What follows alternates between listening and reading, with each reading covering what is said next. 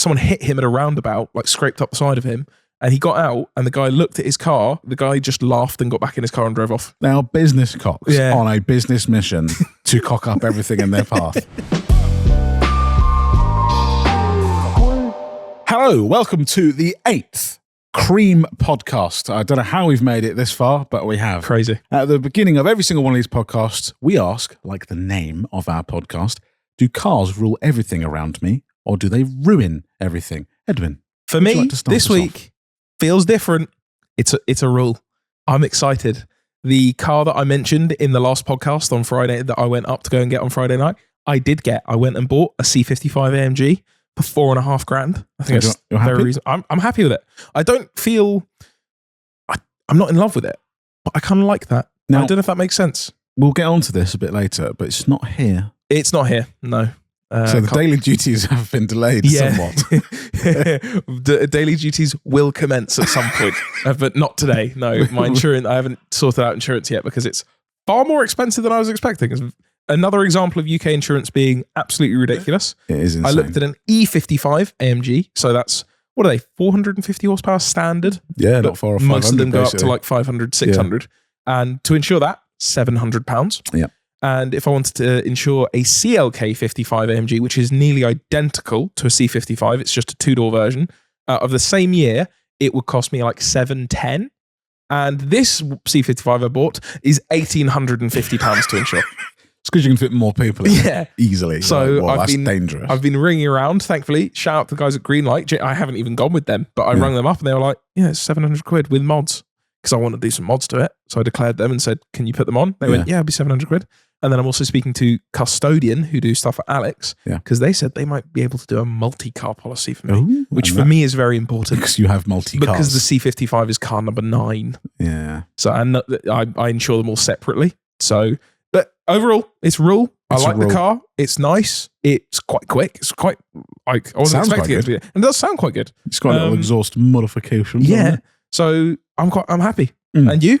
I am also in rule. Jeez, what's going on? Not only is the 350 fine, we bought a 350Z very, very cheap. We recently fixed, I think we mentioned that in the last one, but haven't really used that. But just today, I've come back from Tom Lenthal, who is a Jaguar Land Rover specialist, sort of friend of the channel. Yeah. I bought a cheap Range Rover, and I've just taken it to him to have a look at. I've done 2,000 miles in it, and to me, it's great. You've done 2,000 miles? Yeah, it's a lot of driving. In 2 weeks? In 2 weeks, 2,000 miles. Whoa. So I've just ticked over 140k in that car. And he had a look at it and he said to me he would buy it. What? That's big.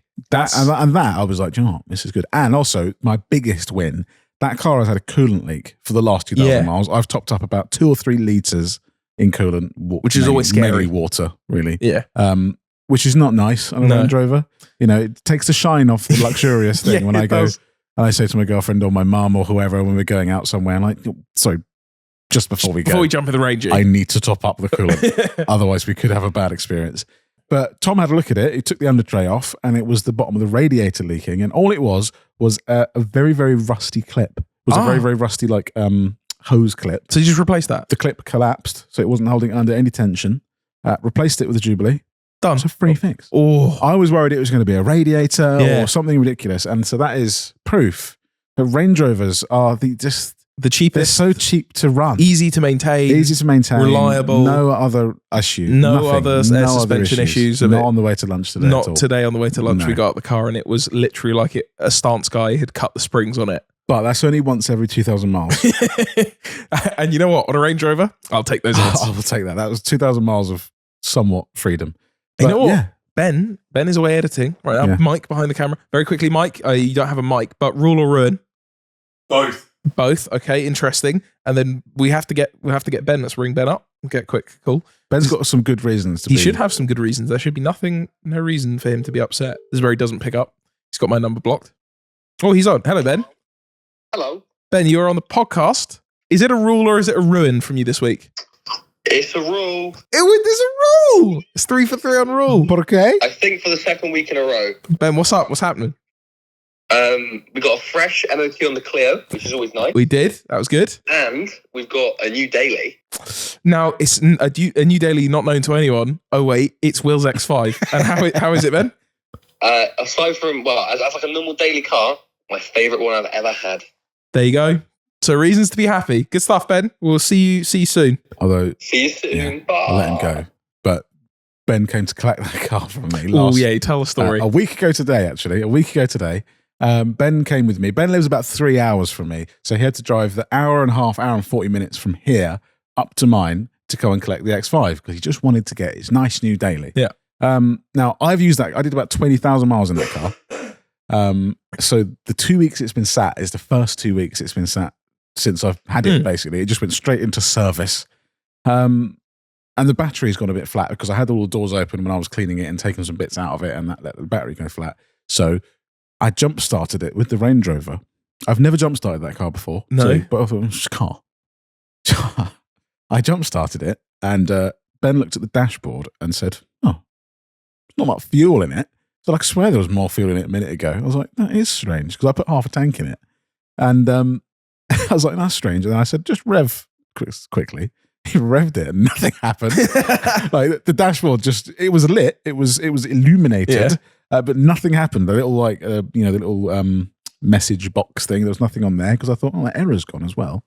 It turns out we obviously just frazzled something, and then the glove box is also very, very hard to get to, and that's where all the fuses are for the dashboard. Oh no! So I had to jimmy open the glove box, which is not a very nice sales experience at all for Ben. And Ben was getting not tetchy, but he was getting nervous. Ben does get nervous in general. Yeah. He's quite easy to scare. So he was probably already thinking, have I made a mistake here buying a car off this fool? I was embarrassed because this is a good car and I'm a good man. Not like me. I'm not trying to scam you, I promise. Got into the glove box, had a look at all the fuses, and there's 3 fuses, so it was like some kind of countdown game. I was like, right, number 1, it was fine. Number 2, fine. It's got to be the last one. Number 3, fine. Oh. And Ben, I could see Ben let out a sigh when the 3rd one was good, because he was like, it's broken, isn't it? And I had a very, very quick Google online. Someone said, just disconnect the battery and reconnect it. So we did that. You have to take the bloody spare wheel out, the air compressor out, all that stuff out.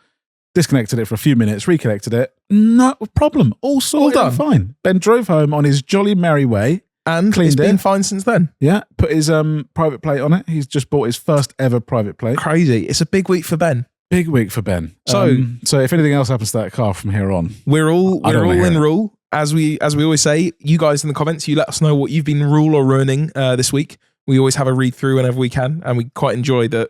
Most of you are in pain just like we are when it comes to cars. But this week could be the first 100% record. Crazy. Of rule. Yeah. Anyway. Should we get on to some news stories? Let's have some news. Now, I have some news. This piece of news is a screenshot from a Facebook group. Reliable. I have been unable to attain the source, but believe me when I say it looks like something like Sky News. Okay, so it looks we're going to say it's Sky News. This is a list of the top 15 postal hotspots for uninsured driving. Okay. Now, we can already guess one location in this country. This is UK. Okay. That may pop up Shall we? Well, at least you've seen it, but I'm going to say Birmingham is on there. Okay, right. There are 15. How many of them are Birmingham? Just take a guess. Oh, they can be multiple. There are because it's different postcodes. I'm going to say 16. So in reality, 7 or 8. I want to say half of them. Number 1. Yeah. Birmingham. Okay. Number 2, Birmingham. Number 3, Bexley. That's a DA. I want to say that's Darlington way. So that's still the north, but not quite Birmingham. Number 4, Wolverhampton, which I'm going to put in Birmingham. Wolverhampton is Birmingham. It's not Birmingham, but you sound similar. Yeah. North Tyneside. It's quite far north. That's quite far, like Newcastle way. HP 12. That's High Wycombe. Yeah, that is. Buckinghamshire. That's kind of accurate. Yeah. That's number 6. Number 7, Birmingham. Okay. So we're on 3 Birmingham postcodes, kind of 4 with Wolverhampton. Then number 10, we've got, sorry, I've just skipped some because there's another Birmingham. Oh, there's another one in there? We've got Stockport after that at 8. Okay. At 9, we've got Birmingham. B8. At number 10, we've got Walsall, which is Birmingham. That's Birmingham. Number 11, CV7. That's Solihull. That's Birmingham. That's prime Birmingham. Well, that's where we bought the Range Rover from. We said we bought it from Birmingham. Everyone in the local area said, You're right, mate. That's not Birmingham. It's Solihull. Hence the reason I sound like this. I'm from Dudley, and it's not part of Birmingham. I'm actually not from Birmingham. People from Birmingham sound like this. All right, mate. You're all part of Birmingham. It's the same. Yeah. It's the Midlands. Yeah. I'm not saying you're all bad. It's all very, very from Birmingham. Although that was quite a good car. That was quite nice. Then we got Bolton, so a little bit further north. That was Manchester way. Number 13, Birmingham. Oh, interesting. Okay. And then we've got number 14, Doncaster, and then Milton Keynes, which I think is possibly... You know what? I was expecting Milton Keynes a little bit higher on there. Yeah, Roundabout City. Yeah. Nice bit of street racing. That makes a lot of sense. But there's only 2 in that list that are really kind of south. Buckinghamshire one, like High Wycombe, roughly there, and Milton Keynes, which is not really Midlands, but yeah. But yeah, so Birmingham, we've got, officially Birmingham, we've got 1, 2, 3, 4, 5, possibly. Plus about 3 outskirts. They're making up half the list of the hotspots for uninsured driving. Ridiculous. Absolutely ridiculous. If you drive around uninsured, you're a clown. Yeah, but I'll put that on my grave. You're an idiot. You are a fool, and you're probably in Birmingham. So that got posted into a BMW group, and the comments were great on that. But yeah, just don't do it, because if you crash into me, I am going to be quite upset. Well, I'm pretty sure it's a story of Rory's, but when he had his Quattroporte, he was in Birmingham. He lived there, and someone hit him at a roundabout, like scraped up the side of him, and he got out, and the guy looked at his car. Rory went, "What are we going to do going through insurance?" And like the guy just laughed and got back in his car and drove off. Because he was like, "I'm not insured. Why would I be insured?" Why would Rory not? You should know that. He is from Birmingham. But also, if you're from Birmingham, why don't you just not insure your car? Why don't you just fight fire with fire? Yeah. No one's insured. It's just a demolition derby. Once you enter the inside of it, it's known. There's no rules. Yeah. You crash into them and you just look at them and you just nod and then you carry on. You go, "You're on your own here, buddy." Sometimes people exchange money. They might go, "All right, sorry, it's 20 quid. Give you some money, yeah." Yeah, they're battered car. Like, they're just battered. It's a flat fee of £20, no matter what. There's no point of driving something nice. You may as well drive the cheapest thing. Well, but yeah, that's sort of, we don't abuse Birmingham enough. No, you know what it is? I was thinking about it the other day. In a lot of ways, Birmingham's the Florida of England. Yeah. Where it's like, where you see Florida man and it's Birmingham man. It used to be like Wales, like where it's like weird stories. But now, just for, quite tame. Bath salts person, he's from Birmingham. He's in Birmingham. Yeah. Yeah. All the cars stolen, Birmingham. All of them. Or Keighley. We should, at some point, we will do it. We won't go fully into it today, but there is a certain car dealer in Keighley there's been some stories over the years, and we really, really want to buy a car from them. They've changed names a couple of times. I wonder why do they have to do that? That's weird. It's in a massive car park. Multi-story It's just that there are red flags everywhere. Everywhere. Red flags everywhere. We'd like to do a video. Hence why we want to buy a car from them, because we're the only idiots. Speaking of crime, a policeman has been in touch. Yes. So we're on our best behaviour because there are policemen watching. I hate uninsured drivers. God, guys, me are the same. Bloody decats. Who would do that? Bloody stupid guys. God, I wish my car had a limiter at 70. Do you know what? I hate noise as well. Just keep it down, folks. But yeah, a policeman has What been did he watching. say? He said, I don't know. Do you last week we talked about whether or not in the UK there is a percentage allowed over the speed limit to account for people's speedos being out and, wheels maybe not being original. So they give you a little bit of leeway either side of the speed limit where they might or might not prosecute you. And I also asked if you were, as a policeman who might be a petrol head, to see, let's say, an F40 or something or an F50, and you saw it didn't have an upfront number plate, which is illegal in the UK, would you pull it over? Would you take the time out, or would you turn a blind eye? Yeah. And we had a few police officers get in touch. Seb, badge number 3034. So that's not his real name. The real name is protected. His real name is Chief of Police. Seb says, "Hi TDC. Firstly, love the videos and the podcast. Have been watching from the start. Thank you very much. Just listening to the podcast. I am a PC." Hello? I'm assuming that's you are a personal computer. Yep, he's a personal computer, and wanted to answer the question asked. Yes, even an F40 would get a ticket. However, I fear I would not catch up to one in our diesel Astra. Fair. I think if I saw one, I wouldn't even bother turning around knowing our car's performance. Fair. I mean, there you go. So if you're going fast enough, the police won't bother with you. It's interesting though. It does assume that an F40's going to run. F40's like, I'm not having that £100 fine, mate. I'm off. He sees the diesel Astra in his mirror. I'm having him. It's done. He's done for. In response to the speeding, the 10% rule is there, but it depends on the force. The 10% rule is... I've just read the same sentence. Perfect. Again. The 10% rule is there, but it depends on the force. Interesting. Now, does it depend on the force? I think the 10% rule does depend on the force.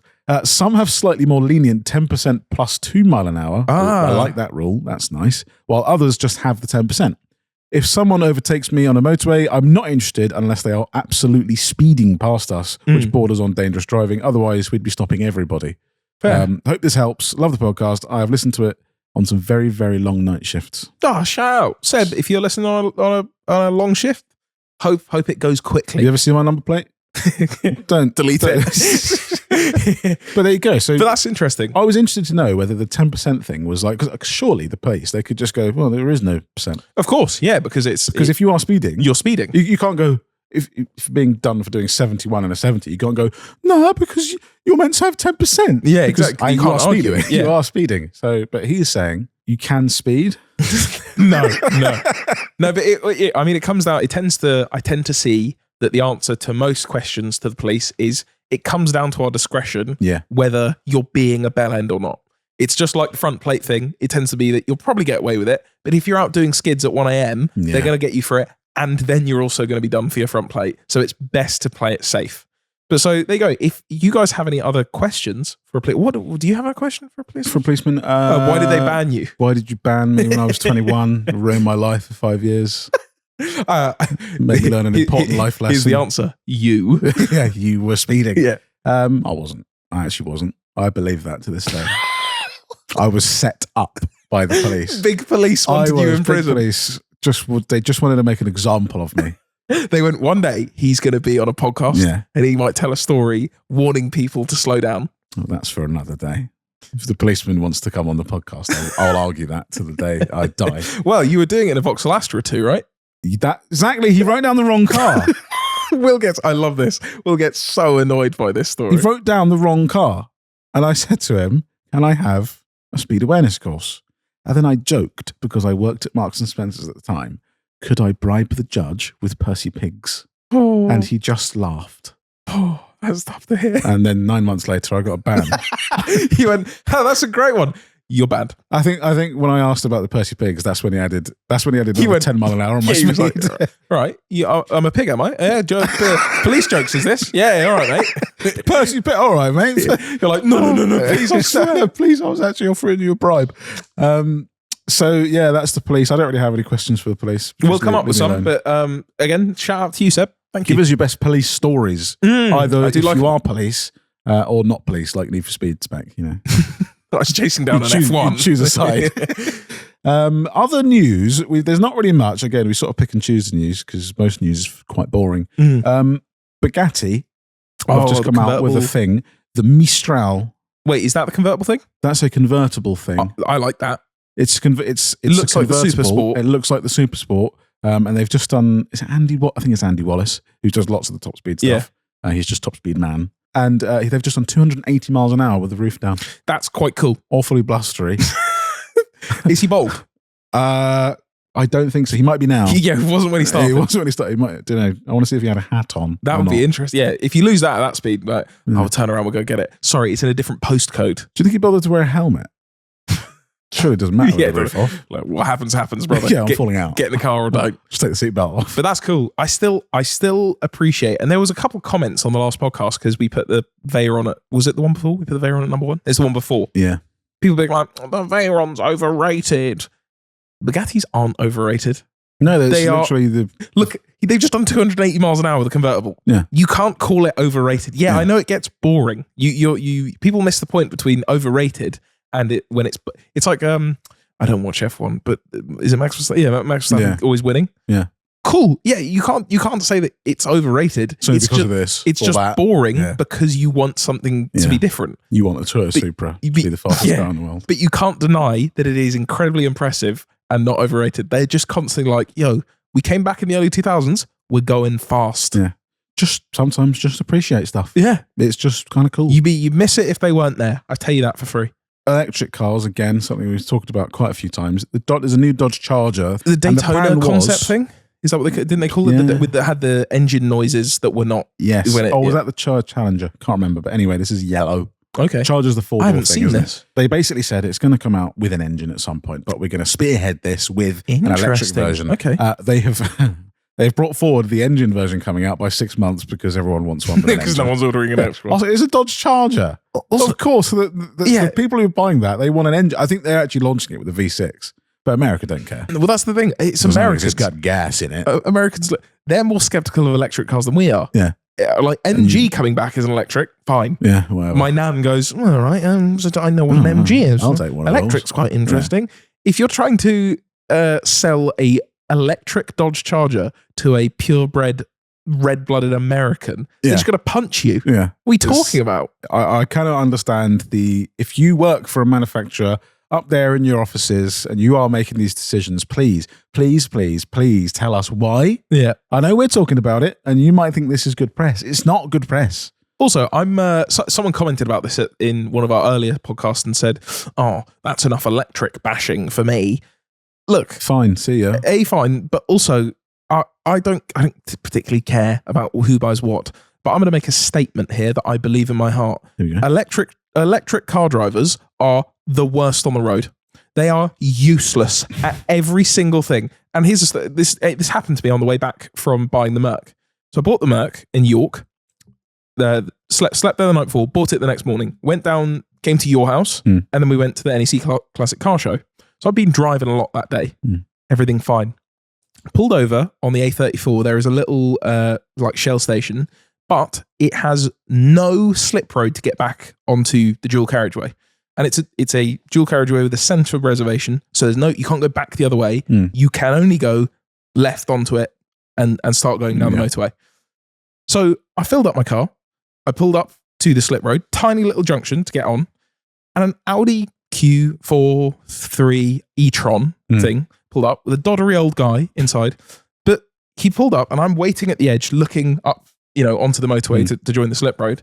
And he came up behind me, went around me to my side and pulled up alongside me to enter onto the dual carriageway.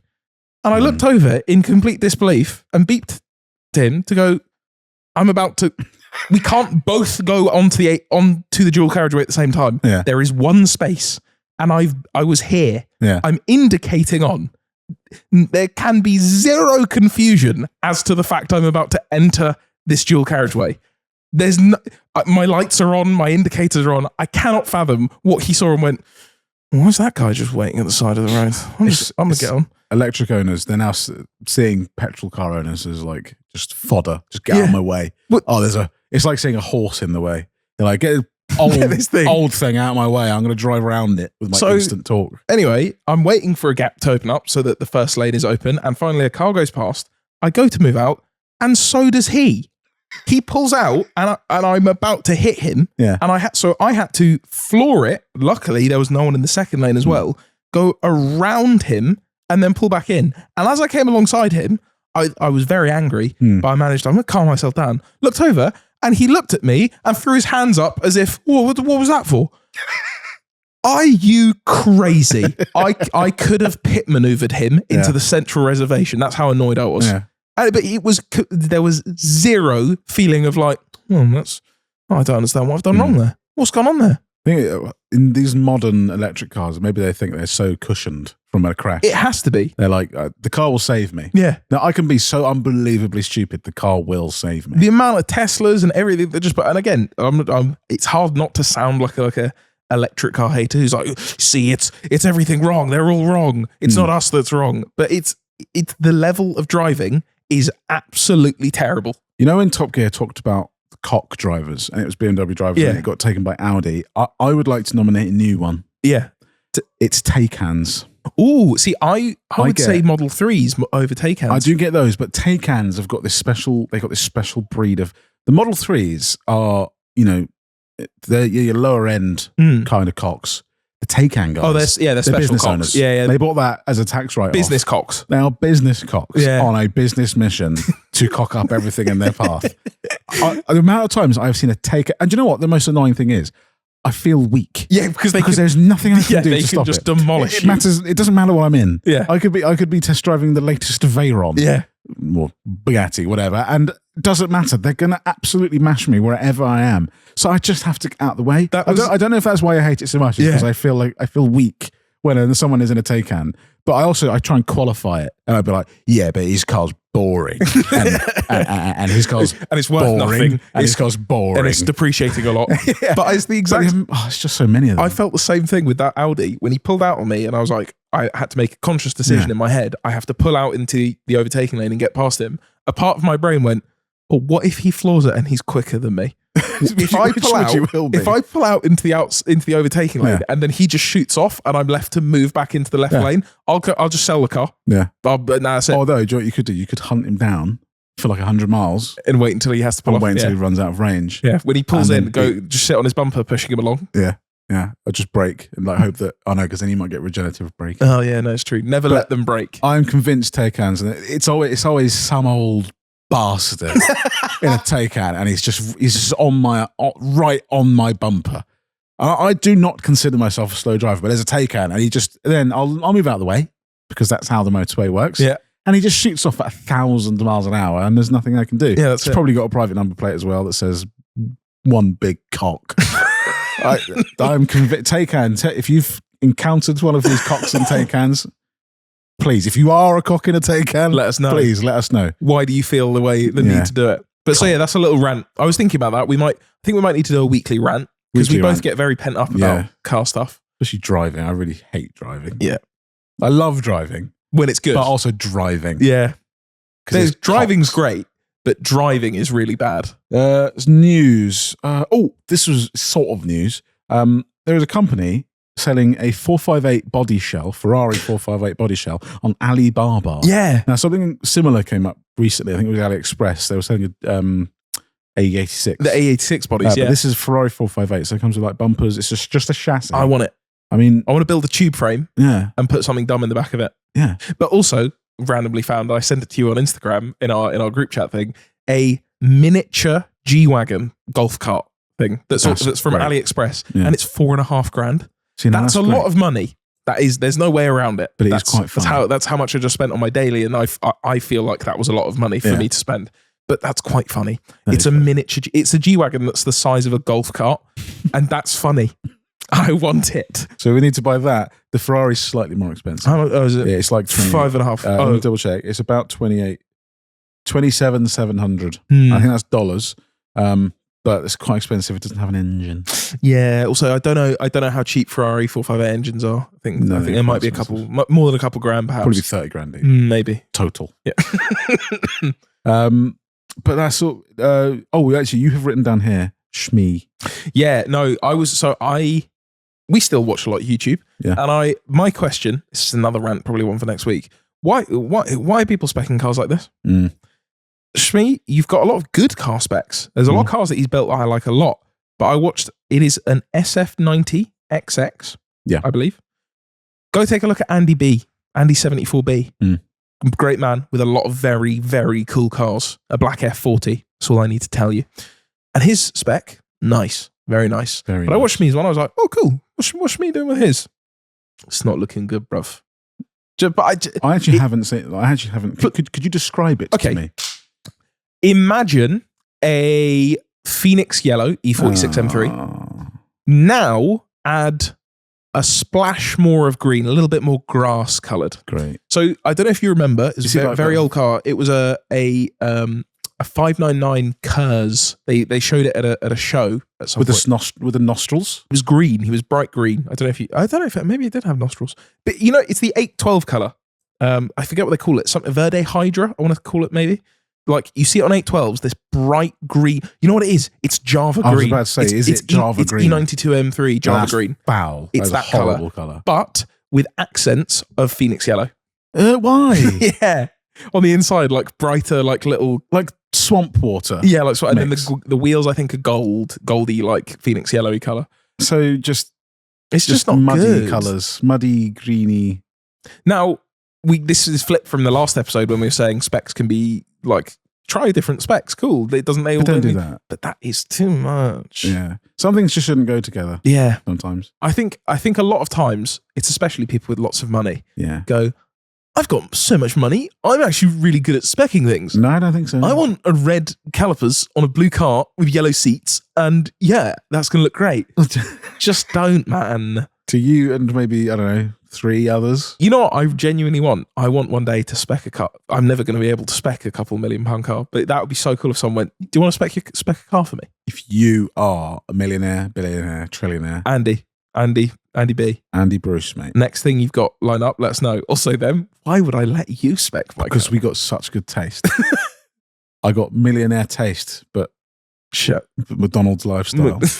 But McDonald's colorways. Give me that yellow and red. Also, Shmi. Also, yeah, true. He got the fill spec on the Ford GT. Now, who copied who? Because who came first? The fill or the egg? Or so yeah, mini rant, but go have a look at that car. That's really not it. It's really not it. I haven't even seen it, but I hate it. But also, he's driving around an SF90 XS. It's fair when we're below us. And we're driving around in a limo. So see you at the premiere, Shmi. So that's about it for news stuff. Yeah. There's a slightly new section we're going to go through today. We're going to solve your problems. Oh, nice. You watching and listening at home will come to us with your problems and we will solve them. Can we say they're car problems? No, I don't know how to fix your marriage. Any problem. Car problems. Yeah. It might leak into your other problems. Because you had an interesting message. A man messaged and said, I have an F82 M4 comp, which I realised to most people, if you say those sequence of numbers and letters, means nothing. It's a BMW M4 competition. A newer one with the good engine. It's in Saké Orange, which is possibly going to skew. I wasn't going to mention that. You mentioned it before to me, and I knew what I was going to say, and now I've changed my mind. I shouldn't have mentioned that. You shouldn't have. But anyway, M4 competition, Saké Orange, which I've bought as a Cat S car to repair and sell. Interesting. Okay. I didn't know about that. Bit of a project. Yeah, and it is done? Back in his favour. Well, he doesn't say. Okay. He just says he bought it as a Cat S car to repair and Interesting. sell. Okay, cool. And he says, I've been offered a Technovila E36 Coupe. Again, another series of letters, numbers and words. That is a purple, older 3 Series. BMW E36, 90s generation. In a desirable colour. In a very desirable colour. Which has been S50 swapped. Oh, wait, I know this car. Swapped. I know that car. I think, is it Sam? Is it Sam your name? If you're listening, he offered me a load of parts off that car. Oh, really? Yeah. I'm pretty sure I know which car that is. So this chap, Jacob Hawke, has been offered this car, apparently. Right. He said, which would you rather own for weekends and track use? I have until Friday evening to decide. No pressure. By the time this goes out, it'll be Monday. It will be Monday. I'm very sorry. I hope you made the right decision. Now, before, when you gave me the outline of this question, I would say keep the M4. Yeah. Because if it's a weekend toy, you will be able to use an M4 every weekend without it blowing up an expansion tank bottle and hating your life. But it's Cat S. But the biggest thing for me is Saké Orange. I hate that colour. Yeah, it's pretty. I couldn't. It's also not quite done. From what he's saying there, we haven't got all the facts. But what he's saying is that it's a crash damaged car that he's currently building to sort of, and then eventually sell. If it is also the car that I'm thinking of, the Technoviolet E36, that car is wonderfully clean. It is a very, very nice car and a very good base. An S54 in an E36. So an S54 is the engine from the E46 M3, like the one I own, in the M3 of the previous generation E36. Or I think that car's not an M3, but you can basically build one out of nothing. They're all identical.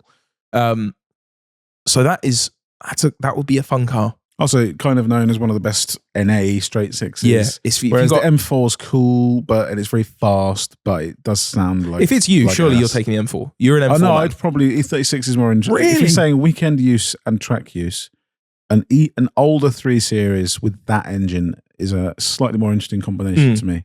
The M4 feels more like, if I need to use that every day, with a little bit of fun. It's also a fun car on weekends, then that's great. They can be really good track cars. Of course they can, but I think you probably have to spend a bit more money. True, to make it feel as special. There are a lot of cheap mods that you can do to an E36 that make it very fun on track. For instance, the brakes. All you have to do is you don't need a big brake kit.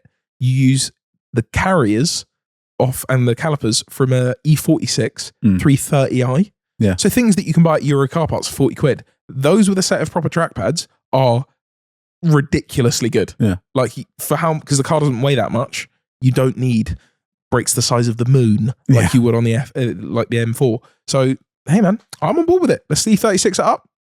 I think I'd also vote E36 as well. Ooh. So Monday has come around. No, not Monday. I'm even further out. Well, yeah, we go on Thursdays. So okay, it's been almost a week. I hope you did well, man. Hope it's been almost a week. Enjoy the E36. Enjoy it, or your M4 if you still got the that. M4 if you're still fixing it. Jacob Hawke. Also, haven't responded to you, so I'm very sorry about that. I will.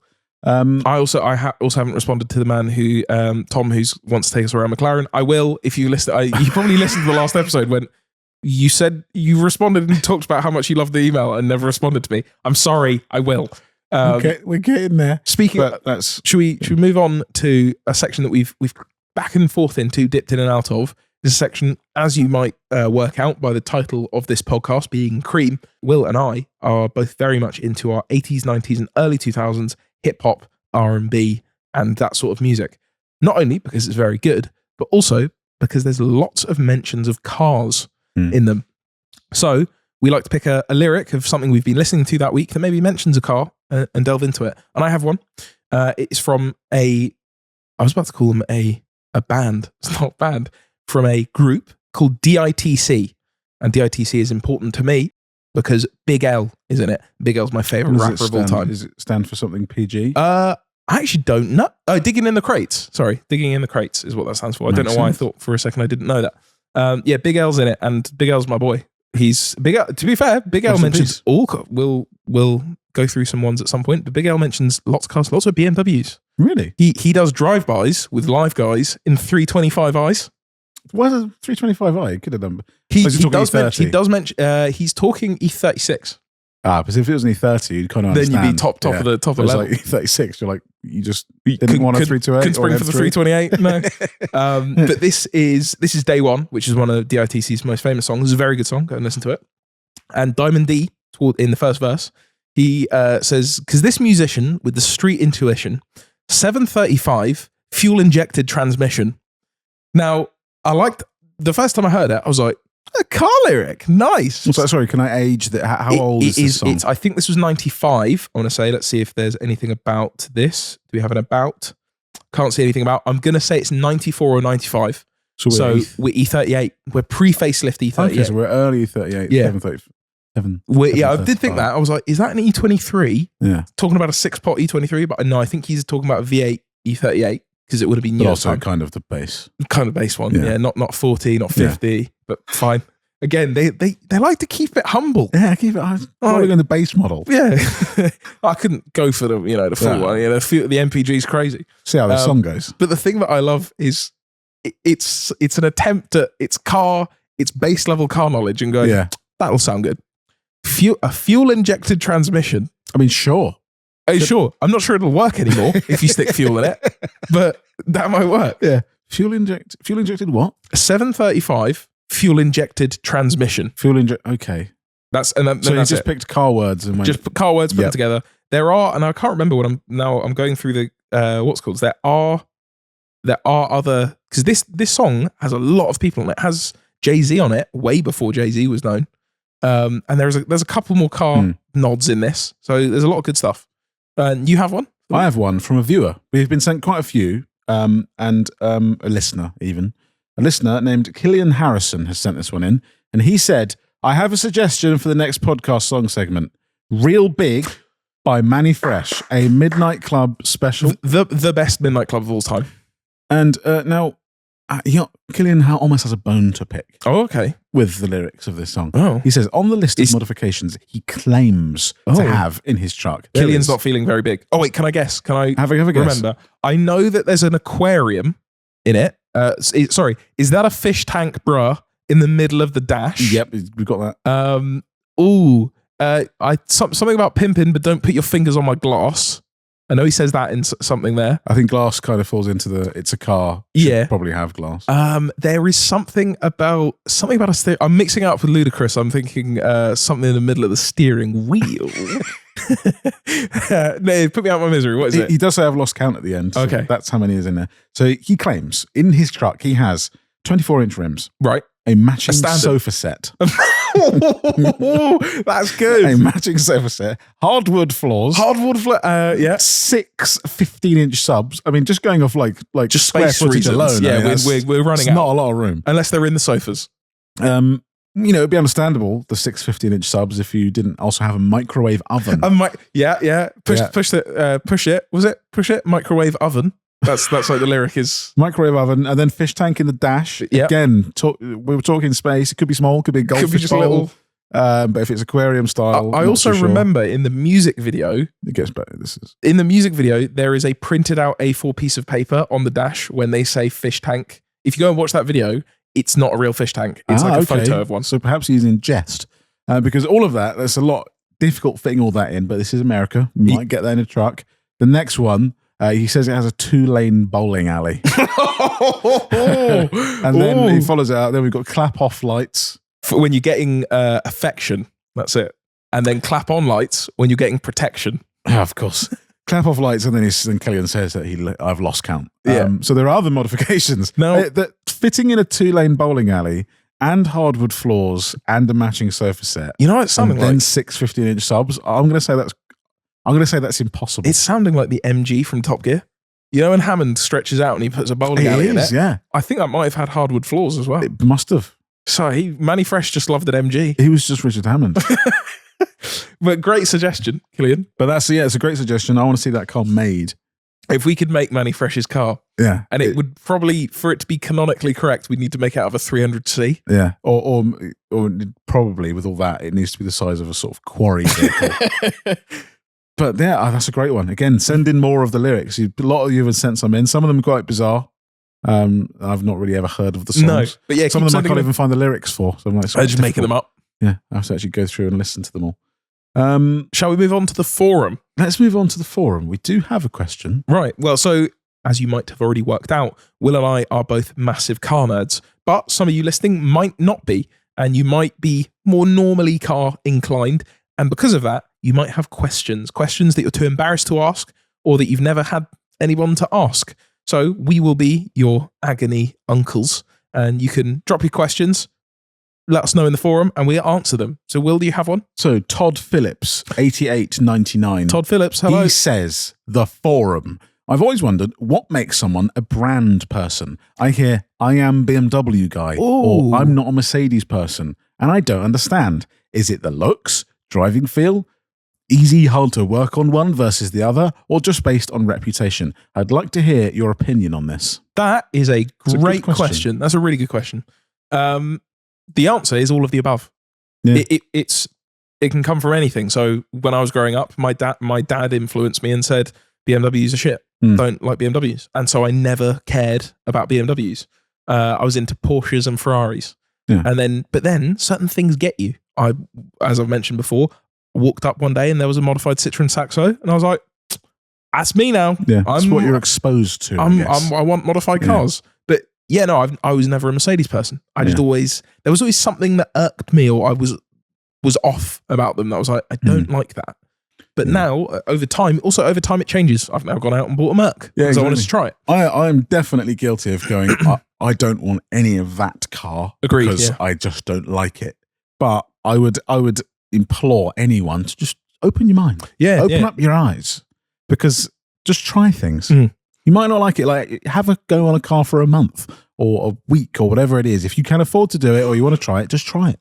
Yeah. And the other answer is people tend to be, let's call it a BMW person. Yeah. Because you try one and you go, oh, I quite like that. But this other model suits me even more. That goes into my interest even more.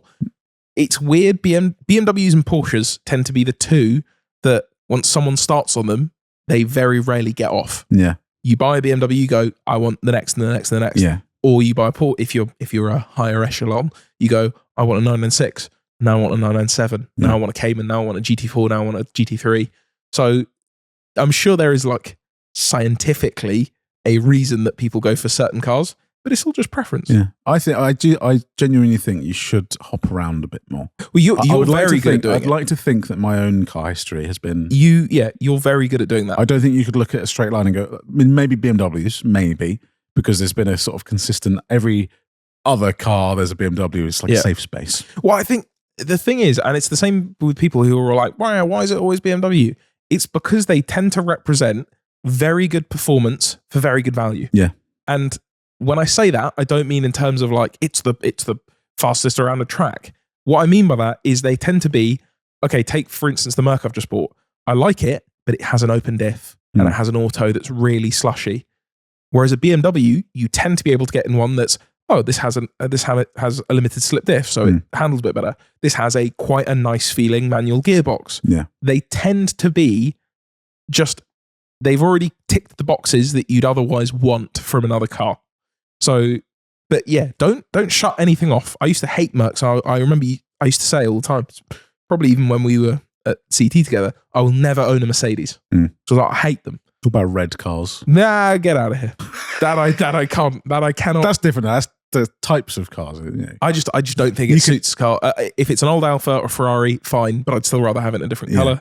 I'm just not a fan of red. Yeah, but I think you really limit yourself. I really hate it when people become. Car stuff is it's very community based. Of course, so yeah. There is an element of it there. You get it in the UK, Ford and Vauxhall. It's like you're either Ford or you are Vauxhall. I hate you because you're Vauxhall. You hate that. I mean, I'll be honest. I'm kind of there. I don't really like many Vauxhalls. But again, it's like, you could have been born 5 minutes earlier and you would have been into Vauxhalls. Yeah, absolutely. Just try lots of things. Try it out. See if you like it. If you don't like it, it doesn't matter. Someone else will like it. You can sell it. Yeah. Fine. And then fine, you can say, I'm not an X person. Yeah. As long as you've tried a few, that I hate. Like your granddad is really bad with it. He had one bad 911 experience and now hates them. Yeah, right? yeah, he doesn't like 911s. Like that thing, I think you can't after one thing be like, they're all horrible. Yeah. But all people do the same with any cheap luxury car. Yeah, they're like, I mean, people terrible. that go, cheap BMW, never. Or people say, not even cheap BMW, they go, BMW, that's going to break down. Yeah. If you've bought £1,000 BMW that was 70 grand, yeah, and you've maintained it for £8.50, and so has the 35 owners before it, yeah, it's going to be terrible. It doesn't matter what car it is. Yeah. It's going to break down. But then, so there's that as well. So again, just open your mind. Just try something new. Just try it out. Just try things. Right. Also, hopefully that BMW's answers the your best. question. And good question. Drop more down. If you're listening on Spotify right now, I don't know about the other platforms, but I know Spotify, you can watch this podcast. There is a video, and you can also comment on the Spotify. And if you're watching on YouTube, by the way, this comes out a week earlier on Spotify. If you're watching on YouTube, tomorrow morning, Yes. there will be a new one. On Spotify. On Spotify. So you may watch this and listen to us, and then you'll have another one to watch and listen to on Spotify or wherever you may watch it. Just thought we'd let you know, because I saw some comments being like, this news is a week old. Why can't I see new one? You can on Spotify. You can. Also, Spotify has a bell icon. Really? Yeah, so you can know press that. that as well, and you'll be I'll told. tell you. I think you'll be told. Hey, about when we do more. You got a new podcast. Cool. Well, that's the forum. What else? Have we got anything else, or is it time for the argument? We're kind of coming to the end, so we've come to the end of the podcast, but that's not the end of the talking, because there's an argument. Yes. So as you might have noticed, Will and I share opinions on lots of stuff, but we also disagree on lots and lots of things, and anybody in this unit or around the unit will tell you that. So we decide to end the podcast every week with a nice little argument of something we disagree on. And I had a thought in the week, because I remembered there's something that we majorly disagree on that we haven't talked about yet, and that's carbon fiber. Oh. And I'll get my flak jacket on, because I already know I will be in the minority here, but I think it looks like utter shit. Carbon fiber looks shit on basically everything. But sorry, hang on. This is coming from someone who likes chrome. Yeah, I do. Chrome. Yeah. Now, chrome, I believe, has its place in car life, but chrome. But look, that's not the argument. You're trying to deflect here. Again, I'm talking about next week. You can argue about chrome. All carbon. Yeah. Right. I'm going to find some examples in my head. Okay. And you're going to tell me whether they'd be better without it or not. An E46 M3 CSL. with a carbon roof. I'm fine without it. I prefer. Now but do you think that looks shit with that carbon roof? I think, or do you think it would look better with a painted roof? Here's the thing, right? Normal carbon, like weave, is acceptable when it's not something you see a lot. Like interior, that's my flat statement. Anything carbon fiber on the interior, horrible, bad. What's worse though is forged carbon fiber. No, I would agree with that. That has never ever looked good ever. And if you put it on your car, you are a hype beast. You're putting it on because it's, whoa, that's sick. Whoa, forged carbon. That's like normal carbon, but forged. Dumb. Looks dumb. It looks like someone's nan's countertop from 1984. It looks horrible. It looks unfinished and not. Okay, I will agree with that. Okay. Forged carbon is nasty. A carbon roof, and if it's on a race car, fine. I do not disagree with its use on performance cars. But it's when I see stuff that's like people putting carbon interior inlays on their A4. But surely it's like any other modification where it's about not overdoing it. Again, I like carbon, but there are some people, and you'll see this on Cars for Sale, they just overdo it. Either they're faking it by like wrapping in something in carbon, which I will not endorse. I have done it. Yeah. I'm an older man now. Or they're just going far too far. You know, people have... they make a full carbon car. They're like, we've made every single body panel is carbon. And I find that kind of interesting on like a Pagani because it's part of the chassis and it actually looks like workmanship. But 9 times out of 10 on carbon, and this is one of the things I really hate, is when the weave goes in different directions. Yeah, that carbon. When you've got your dashboard and you've made your thing carbon that's, your like radio surround, but then the bit below that, the weave goes the other way.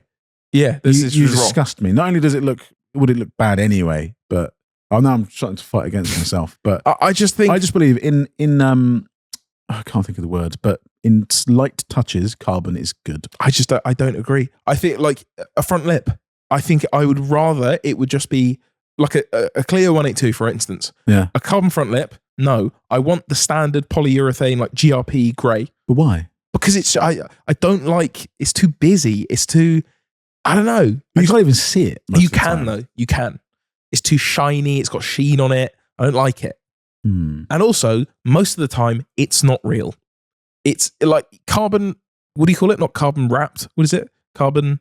Oh, when it has a skin on it. Carbon skinned. Bullshit. That's dumb. But it is still carbon. Yeah, that's fine. But what's the point? It's not made of carbon fiber. It's just carbon laid over the thing that was already there. Yeah. Like people on their interior have carbon skin stuff, and they're like, yeah, I got my lightweight stuff in the interior. No, you don't.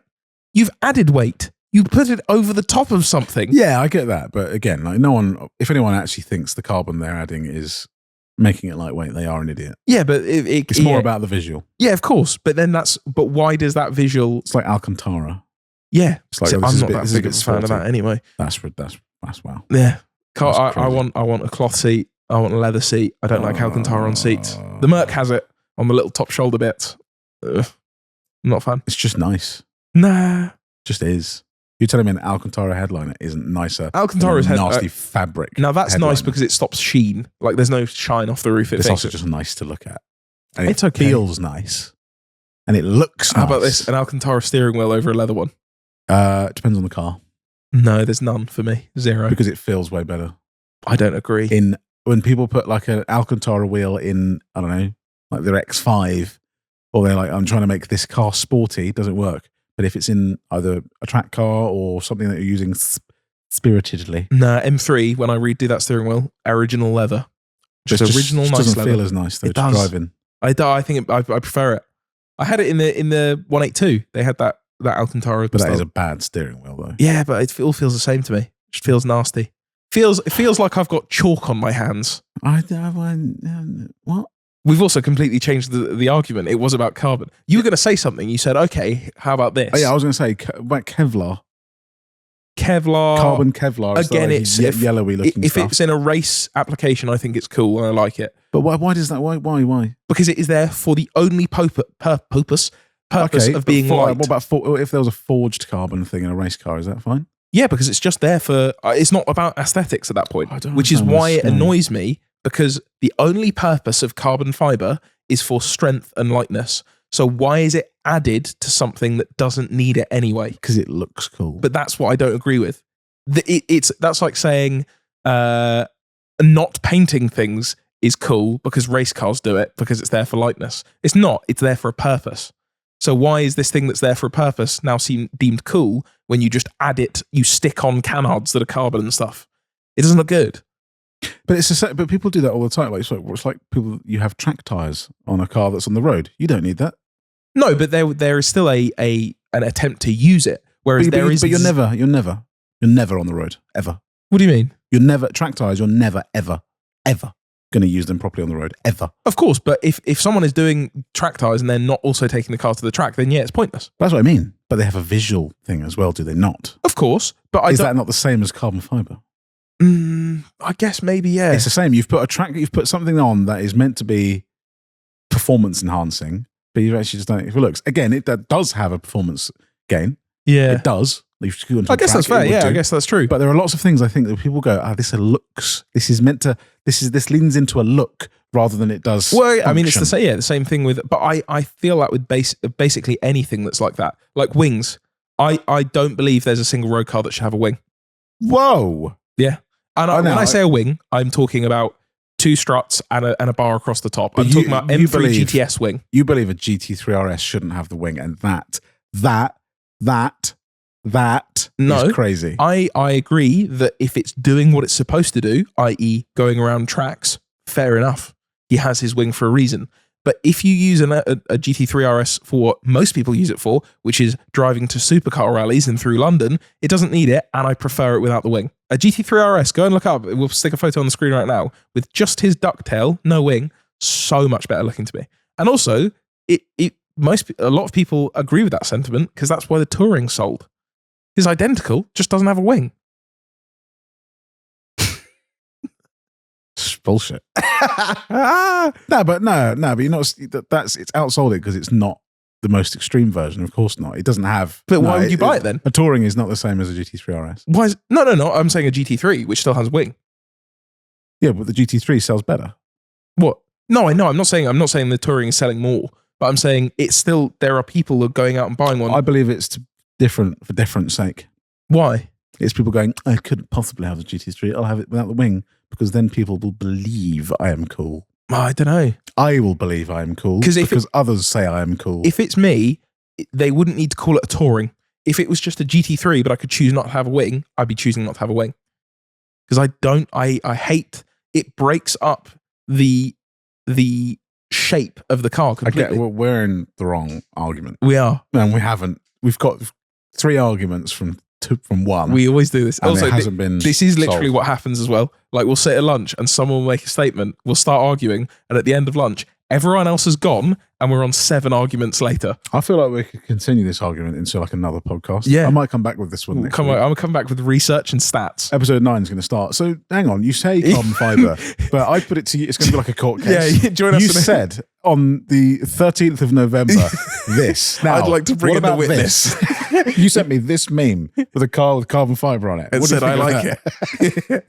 I think my closing statement is on carbon fiber. I believe it's okay in, I can't think of the word still, but in little bits, tasteful, a little lip, a little bit here. But if you are doing the whole car in carbon, or you're wrapping your car in carbon bonnets, not fun. To be honest, you're probably the closest to me at the beginning. A carbon roof might be the most I agree, because that does serve a little bit of a function that you will feel. Yeah. It lowers the center of gravity and stops a load of steel above your head. But in most cases, otherwise, I just hate it. Lexus offered was it RCF? Had a carbon bonnet as an option. Yeah. Oh yeah, the exposed carbon bonnet. That just looked horrible. Disgusting.